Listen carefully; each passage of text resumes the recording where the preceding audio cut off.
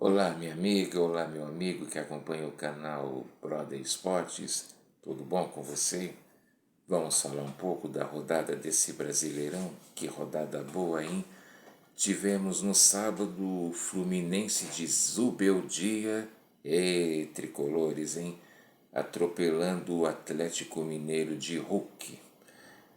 Depois a gente teve o Corinthians derrotando o Mirassol por 3-0.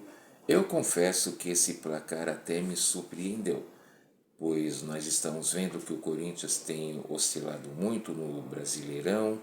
Eu até tenho comentado como um time que pode estar tão bem na Copa do Brasil pode estar tão irregular no Brasileiro.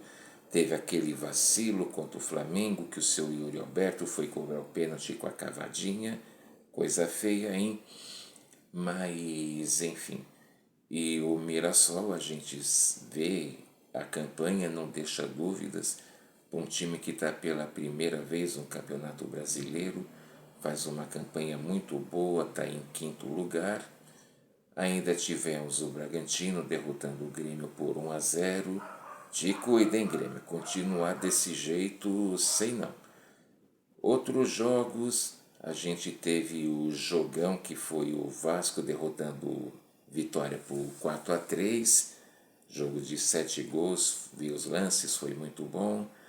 Teve o Santos, mais uma vez, sendo derrotado agora por 3-0 para o Ceará. Santos também, mais uma vez, dizendo, se não tomar cuidado, sei lá. E o jogo mais bonito, que na minha opinião, acho que o Brasil inteiro gostou, que foi o Bahia derrotando o Flamengo por 1-0. Ainda teve o Cruzeiro que vacilou e só empatou com o Lanterna Sport Recife lá no Mineirão. E o jogo polêmico, como sempre é, não? Em que o São Paulo ganhava de 2-0 do Palmeiras, mas os verdes viraram para 3-2 e muita reclamação, não sei o que.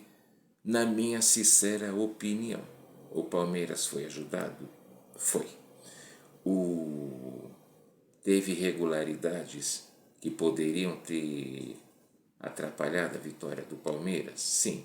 E que poderiam, assim, claro, ter ajudado o São Paulo ou não prejudicado, sim. Mas eu, sinceramente, no segundo gol do São Paulo, para mim, houve irregularidade. O cara foi empurrado, se não me engano, foi o Vitor Roque, tomou aquele safanão, ficou lá no chão e o juiz não marcou. Mas o que eu tenho a dizer, e principalmente a torcida São Paulina, já falei uma outra vez, é bem feito. Sabe por quê? Porque quantas vezes o Corinthians não foi prejudicado contra o Palmeiras em Paulista, em Brasileiro e na Libertadores, e o que vocês, São Paulinos, ficaram fazendo? Vocês se divertiram, vocês deram risada, então agora a mesma coisa, agora vocês estão sentindo na pele o que é ter o seu time sendo prejudicado, ainda mais jogando dentro de casa. É um jogo que pode comprometer o São Paulo nesse Brasileirão, que já deu adeus à Libertadores, a Copa do Brasil vexatoriamente contra o Atlético Paranaense. E outra coisa, torcida São Paulina, por que vocês não protestaram quando o São Paulo ganhou roubando do Grêmio? Lembra desse jogo?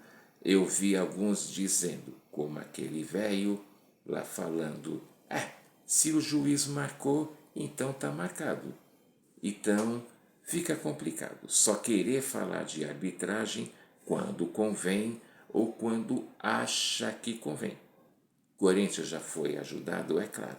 Eu já comentei e volto a dizer, um jogo que até hoje eu tenho vergonha foi aquele pênalti absurdo que o Corinthians recebeu contra a Portuguesa no Paulistão de 98, mas a Portuguesa, na verdade, é o único time que tem toda a moral, na minha opinião, para reclamar de arbitragem, porque sempre foi prejudicada, coisa e tal, mas E erros à parte, não justifica a campanha ridícula que o São Paulo tem feito durante esse ano.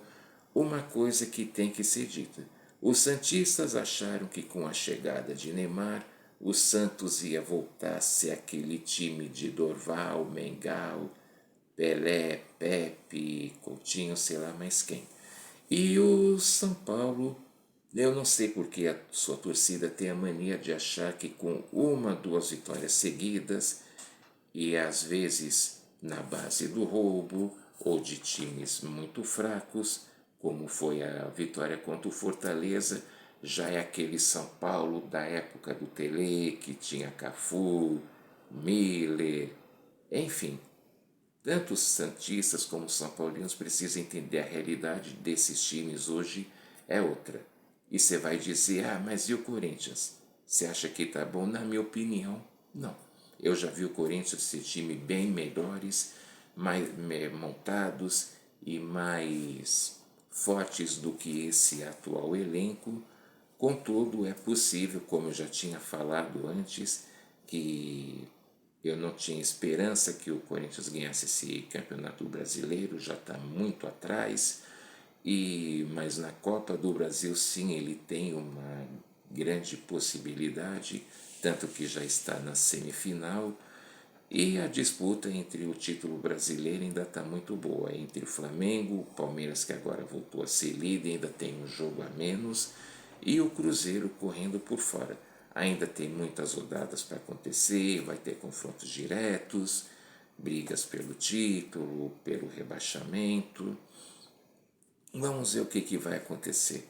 Vai ter esses dois amistosos aí da seleção contra Japão e Coreia do Sul.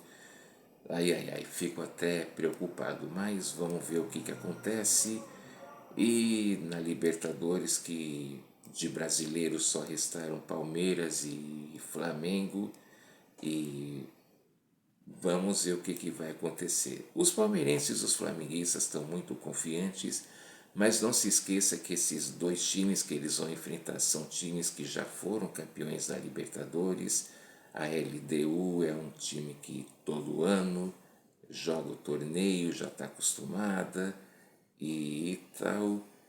Vamos ver o que acontece. E o Racing já tem aquela. É um time argentino que já tem a tradição no torneio, em copas e torneios aqui sul-americanos, mas tem muita coisa ainda para acontecer. E você, o que acha? Quem vai ser o campeão brasileiro? Quem vai ganhar a Copa do Brasil? E quem vai ser rebaixado? Deixa aí no seu comentário. Valeu, até mais.